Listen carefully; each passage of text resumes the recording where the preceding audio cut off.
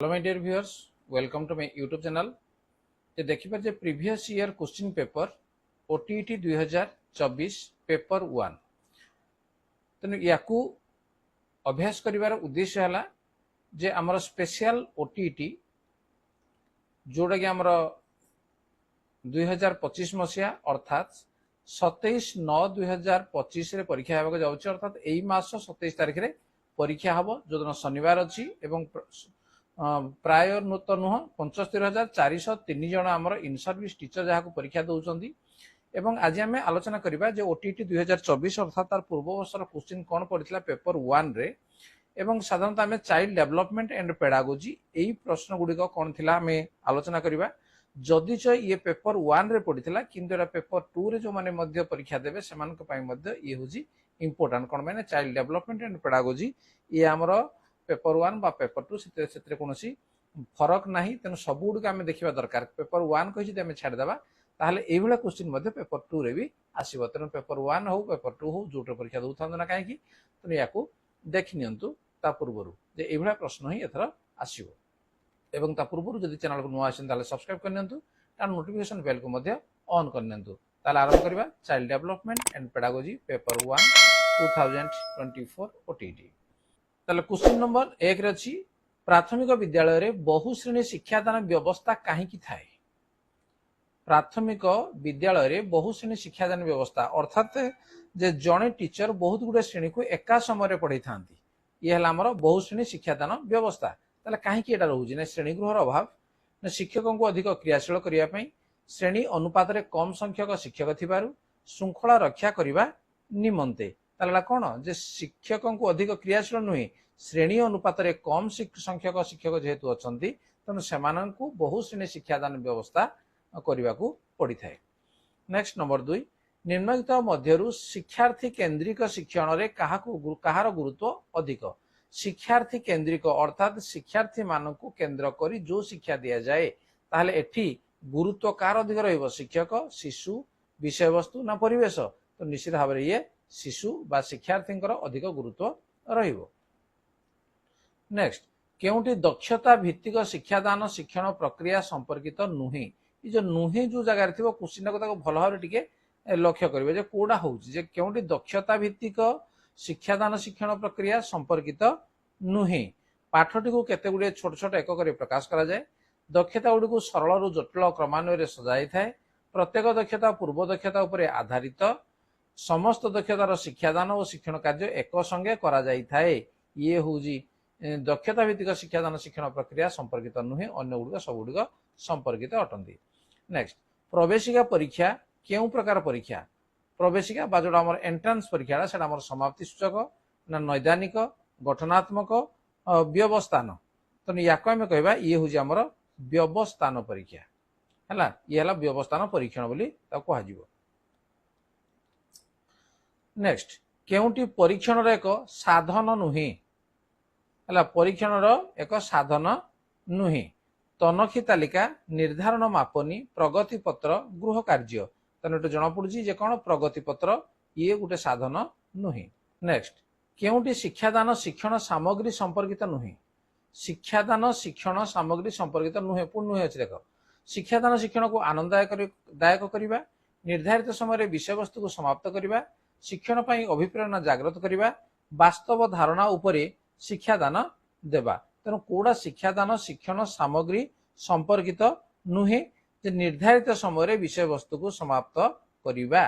यहाँ हम निरवच्छिन्न और समव्यापक परीक्षण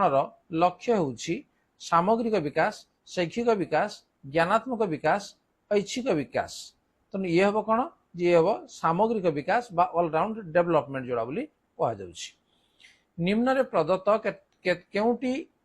केउ उक्तिटी सृजनशीलता संपर्क में ठीक नुहे ठीक अच्छे ठीक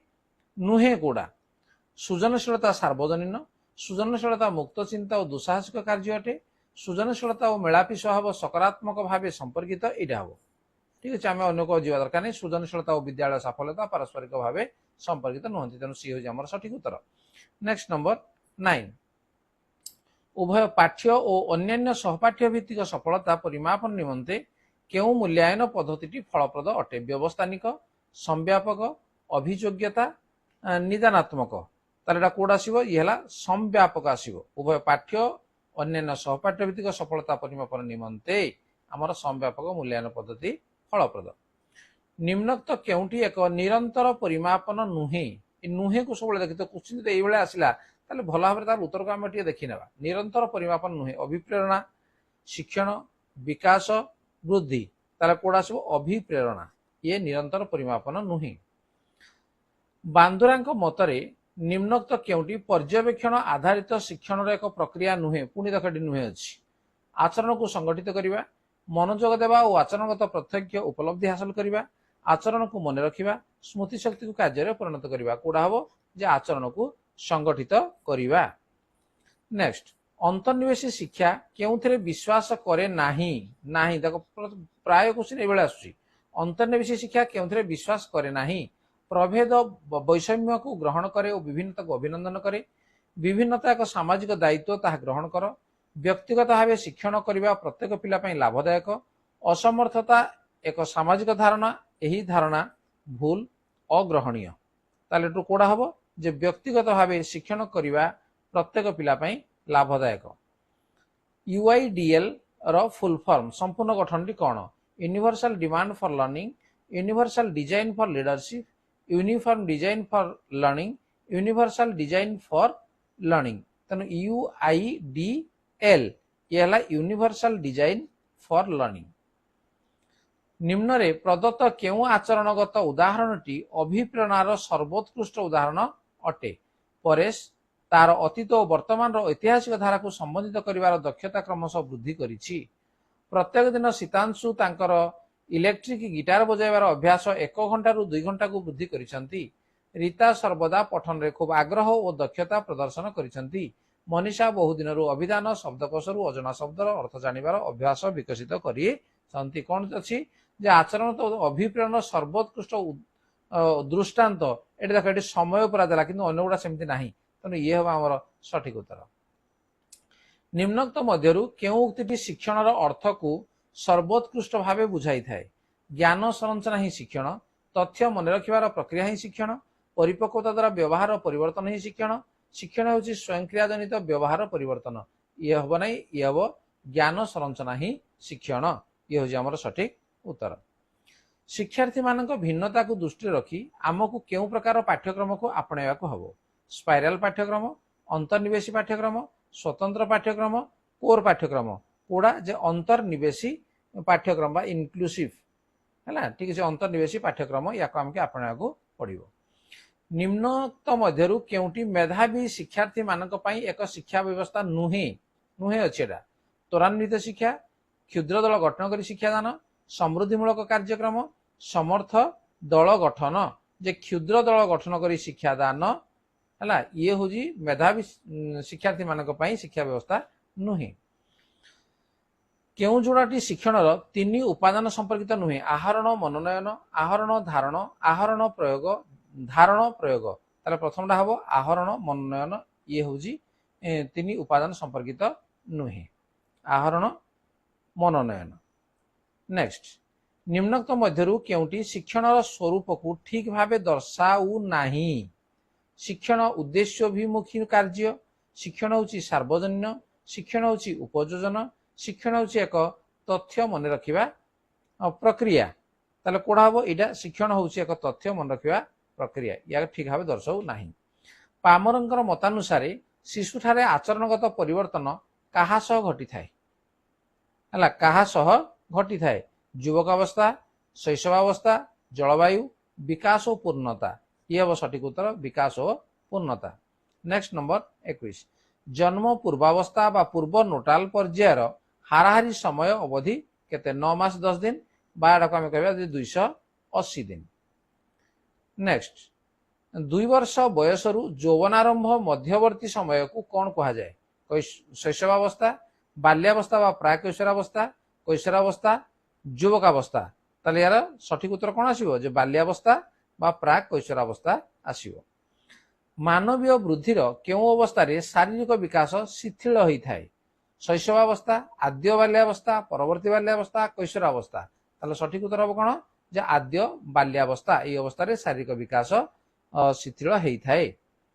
निम्नोक्त केउंटी वृद्धि और विकास एक बाह्य कारक अटे? मातृगर्भरे थिबा परिवेश, बुद्धिमत्ता, आवेगिक कारक, जैविक कारक। तेणु ये मातृगर्भरे थिबा परिवेश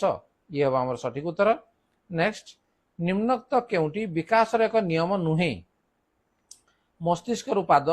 पादरु पाखरु दूर को, पूर्वानुमान नियम, विच्छिन्नतार नियम। तेणु ये आसीबो विच्छिन्नतार नियम। हर्लंग मतानुसारी निम्नोक्त केउंटी प्राक कैशोरावस्था सामाजिक विकास एक वैशिष्ट्य नुहे? वयस्क मानकर अनुमोदित आचरण, सामाजिक मूल्यबोध, सांगसाथी मानकर खेलना बांटिबा, सामाजिक आचरण। ताले सी हम आमर सठिक उत्तर, सांगसाथी मानकू खेलना बांटिबा। बौद्धिक विकास प्रथम पर्याय को कौन कहा जाए? संवेदीकारक पर्याय, प्राक संकार्यधर्मी पर्याय, स्थूल संकार्यधर्मी पर्याय, यथायथ संकार्यधर्मी पर्याय। तेणु कौड़ा हम जे संवेदीकारक पर्याय। केउंटी कार्य माध्यम शिक्षण पद्धति अंतर्भुक्त? कार्य माध्यम शिक्षण पद्धति, आलोचना पद्धति, प्रकल्प पद्धति, अभ्यास पद्धति, वर्णना पद्धति। ताला कोड आसीबो ये हो प्रकल्प पद्धति ये हो हमर सठिक उत्तर।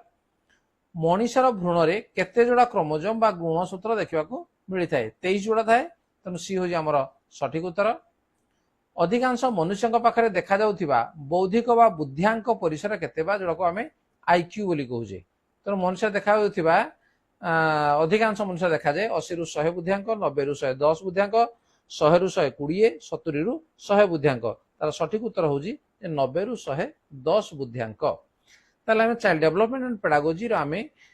जो 30 टी प्रश्न आलोचना कले ये कोन केवल पेपर 1 पई? तेणु ये पेपर 1 हो बा पेपर 2 हो समस्तंक पई ए प्रश्न आसीबो। केवल पेपर 1 पेपर 2 अलगा करा जायछि, किंतु एई प्रश्न गुडी को मध्ये पेपर 2 पई प्रयोज्य। ताले ठीक अछि। तेणु जो माने परीक्षा देको जाउछंती पूर्व वर्षर क्वेश्चन को भला भाबरे देखिनेले